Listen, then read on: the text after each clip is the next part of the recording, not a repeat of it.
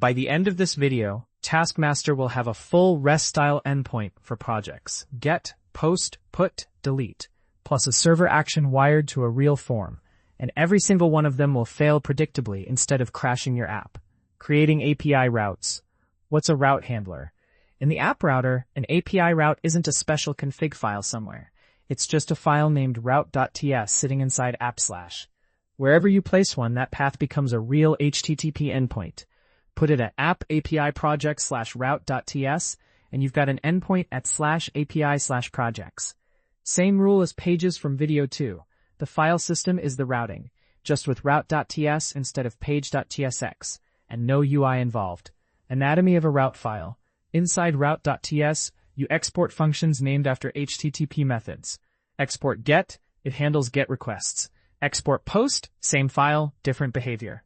Each function receives a request object and returns a response. In Next.js, we build that with Next response, which gives us a convenient .json helper, so we're not handwriting headers. Static versus dynamic routes.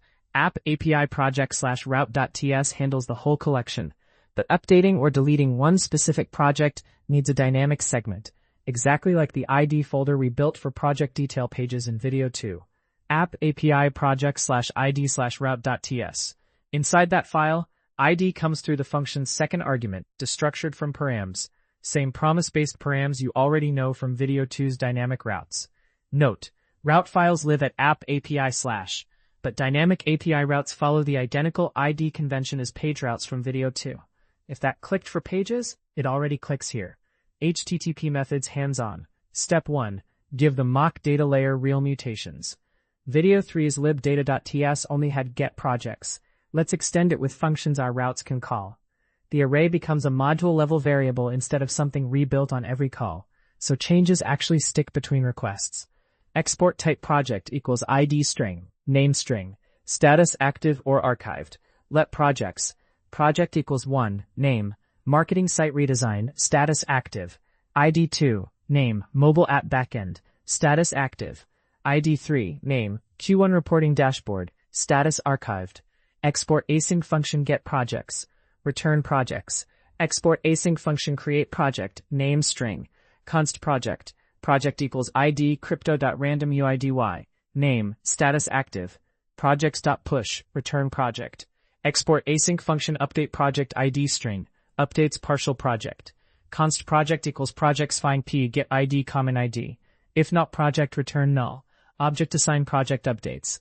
Return project export async function delete project. ID string. Project's length. Projects.filter p.is.id. Return project's length before. Note, this in-memory array resets every time your dev server restarts. It's a stand-in, so we can focus purely on routes and actions.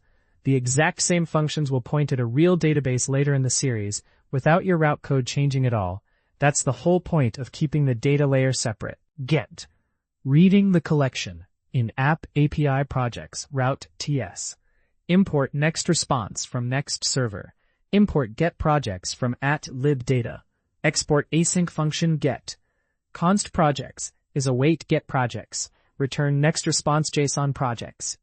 A get request to /API/projects now returns the live array as JSON. Get requests never modify anything. They only read. Post, creating a project. Same file, alongside get. Import create project from @libdata. Export async function post. Request. Const body is await request JSON. Const project is await create project body name. Return next response JSON project. Status 201. Request.json is awaited because the body arrives as a stream. Notice the 201 status.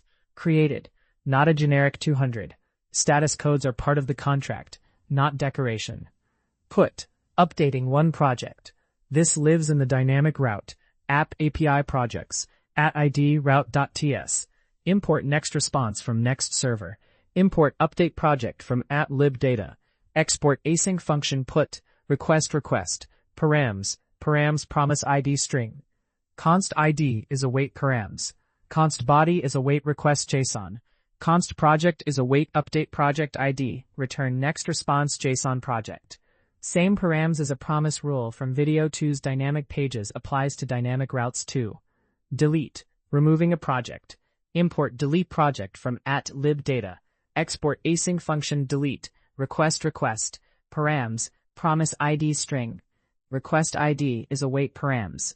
Const success is await delete project ID. Return next response JSON. Success. Note, test all four with a tool like Thunder Client or curl before wiring up any UI. Confirming the endpoint itself works removes an entire category of bugs before the front end even enters the picture. Server actions. What's different about a server action? Everything above is a traditional REST endpoint. The client sends a fetch, the server responds. A server action skips that round trip. It's a function that runs on the server, but you call it directly from a component, almost like calling a local function. No manual fetch, no manually parsing JSON back. You mark it with the string useServer, and Next.js wires the client to the server behind the scenes. When to use a server action instead of a route. Server actions shine for form submissions and mutations triggered directly from your own UI, creating a project from a form, archiving it with a button click. API routes are still what you want when something outside your app needs to talk to your data, a mobile client, a webhook, anyone who isn't your own Next.js frontend. Your own UI mutating your own data, server action. A public contract, API route. Building a server action for Taskmaster. Create app actions projects.ts. The useServer directive goes right at the top of the file. Import, create project from @libdata. Import, revalidate path from next cache. Export async function, create project action. Form data. Const name is formdata.get. Name as string. Await create project name. Revalidate path /dashboard projects. Wire it straight to a forms action attribute. No onSubmit, no fetch call, no client-side state for the request. Import create project action from @app actions projects. Export default function, new project form. Return form action to create project action. Input name, placeholder just project name. Button type submit. Create project button. Submit the form. Next.js calls create project action on the server. The array updates and revalidate path tells the projects page to refresh. The new project just appears. This form component doesn't even need use client.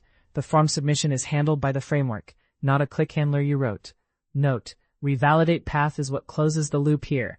Without it, the mutation succeeds, but the page you're looking at has no idea the data changed underneath it. Error handling and response patterns. Why consistent error shapes matter. A common early mistake. Every route in an app fails differently. One throws a raw error and crashes the server. Another silently returns an empty array. A third returns 200 with an error message buried in the body. Your front end ends up writing custom handling for every single endpoint. We want every route in Taskmaster to fail the same predictable way, every time. Wrapping route logic in try-catch. Let's harden the put route from earlier. Right now, update project silently returns null if the ID doesn't exist, and we just ship that null back with a 200 status, which lies to the client. Export async function put, request, params promise 80 string. Try, const ID is await params, const body await request JSON. Const project is await update project ID body. If not project, return next response JSON. Error, project not found, status 404. Return next response JSON project. F, return next response JSON.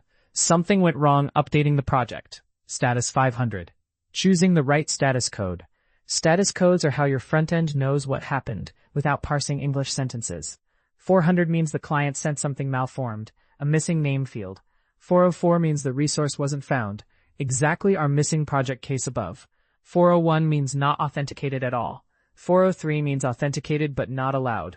500 means something broke on our end, not the client's. Reach for the specific one, not a blanket 200 or a blanket 500. A consistent JSON error shape. Notice every error response above has the same shape, an object with an error key holding a human-readable message. Every route in Taskmaster should return errors this way, so the front end only ever needs one piece of logic to handle failures, not one per endpoint. Handling errors and server actions. Server actions need this too, just without HTTP status codes to lean on. Wrap the logic in try-catch, and on failure, return an object instead of throwing past the component. Use server. Export async function create project action, form data. const name is formData.getName as string. If not name or nameTrim.length equals 0, return success false error, project name is required. Try await create project name, revalidate path dashboard projects, return success true. Catch error, return success false error, failed to create project. The component calling this action checks the success flag and shows the right UI state. Same principle as the routes. Predictable, consistent, no surprises. Just adapted to a world without status codes. Note: this return an object pattern is also exactly what plugs into React's useFormState. Use action state for showing inline form errors, worth exploring once your forms need real validation feedback. Let's recap. Taskmaster now has real REST endpoints for projects, get, post, put, delete, all backed by a data layer that's ready to swap for a real database without touching a single route. You've built a server action that mutates data directly from a form with zero manual fetch code.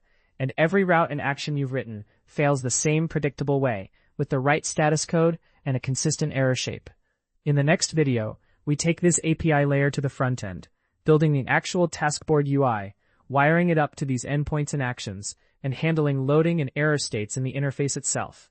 If this helped, like the video, drop a comment with whether you'd reach for a route or a server action in your own project, and subscribe so you don't miss it.